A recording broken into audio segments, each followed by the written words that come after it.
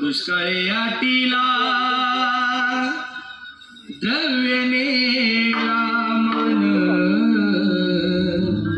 श्री एक अन्न करिता माझ्या सद्गुरु जगद्गुरु तुकोबरायचं ऐश्वर्य सांगायचं तुम्हाला.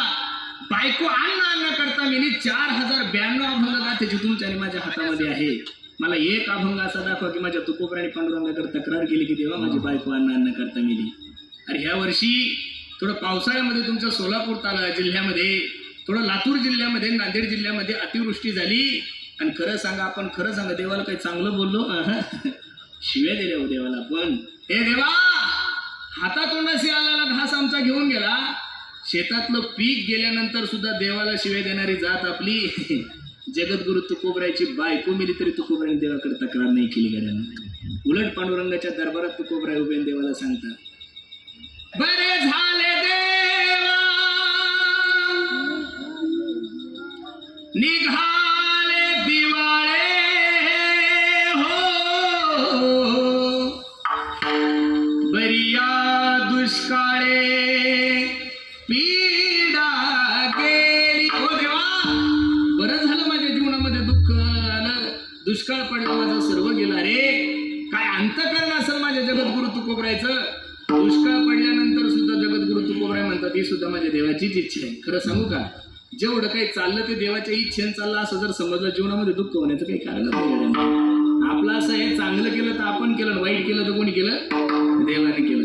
देव तुमचं चांगलंही करत नाही, देव तुमचं वाईट सुद्धा करत नाही. महाराज, लोकांचा भ्रम येतो की आपण असं केलं. लोकांची अशी धारणा आहे की परमार्थ करणाऱ्या माणसाच्या जीवनामध्ये दुःख आलंच नाही पाहिजे. लोकांची धारणा काय? परमार्थ करणाऱ्या माणसाच्या जीवन, कीर्तन करणाऱ्या माणसाच्या जीवनामध्ये ज्याच्या गळ्यामध्ये माळ आहे. नास्तिक लोकांची अशी धारणा आहे की मग हे जर कीर्तन करतात तर आजारी कसे पडतात? आता कीर्तनाचं आजारी पडायचं काही संबंध? 2016 मध्ये माझ्याकडे गाडी होती, क्रीटा गाडी, नवीनच निघलेली होती.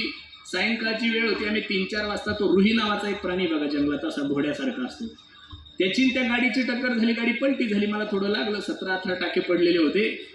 मग आता मी घरी गेल्यानंतर सर्व गाव मला भेटायला येत होतं. महाराजाचा अपघात झाला, पुरुषोत्तम महाराजाचा अपघात झाला. आमच्या गावातला एक अट्टल बेवडा मला भेटण्यासाठी आला. 5 रुपयाचा पार्लेजी पुडा आहे. आमची आई झाडून घेत होती. सकाळी सकाळी नाईला म्हणला, काकू, ए काकू, अगं महाराज कुठे? काकू म्हणली वरती झोपलेला आहे. आम्ही ते वरती आलं, 5 रुपयाचा पार्लेजी पुडा. आता ते डोक्याला लागल्यामुळे पट्टी बांधलेली होती, डोळे सुजलेले होते. तुम्हाला म्हणे, ए महाराजा उठ. आता गावचा महाराजाला काय असतं, त्याला काय आवाजाचा जादूगार आणि त्याला काही घेऊन देणे. ते पिल होतं सकाळीच. ते म्हणे, ए महाराजा उठ. मी आपले डोळे चोळत उठलो.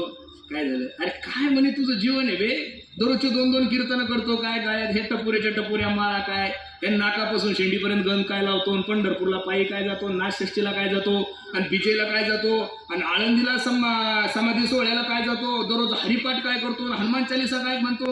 मग तू एवढा जर परमार्थ करतो महाराज, तर तुझ्या गाडीचा अपघात कसा होतो रे? नास्तिक लोकांच्या नादी माणसाला लागूच नाही. 100 नास्तिकाच्या नादी लागाव, पण जर एक बेवडा असेल आणि महाराष्ट्रातले 1000 विद्वान कीर्तनकार असतो तरी एक बेवडा ते कीर्तन करायला बोलतो ते मला. मी म्हणलं आता काय करा, माझं बघणार म्हणे पुरुषोत्तम, माझ्याकडे बघ म्हणे. मी एकादशीच्या दिवशी कोंबड्या खातो रे. काय म्हणलं, मला सोमवार कळत नाही, मला शनिवार कळत नाही, मला रविवार कळत नाही, मला एकादश कळत नाही, मला वारी कळत नाही. अरे हा पठ्ठ्या ज्या दिवशी लग्न होतं त्या दिवशी एकदाच मारुतीच्या मंदिरात गेला, अजून मारुतीच्या मंदिरात बी नाही गेलो म्हणे. मग सकाळी चहा नंतर पितो, पहिली दिवशी पितो, हे माझं वजन आहे म्हणे. तरी पण मी अजून 2 व्हीलर सुद्धा पडलो नाही म्हणे. महाराज खरं सांग, तुझं भारी का माझं भारी? म्हणलं सध्या तुमचं. जीवनामध्ये येणारं सुख आणि जीवनामध्ये येणारं दुःख हे तुम्ही आम्ही कोण ठरवणारे प्रमाणे भोगतो ना.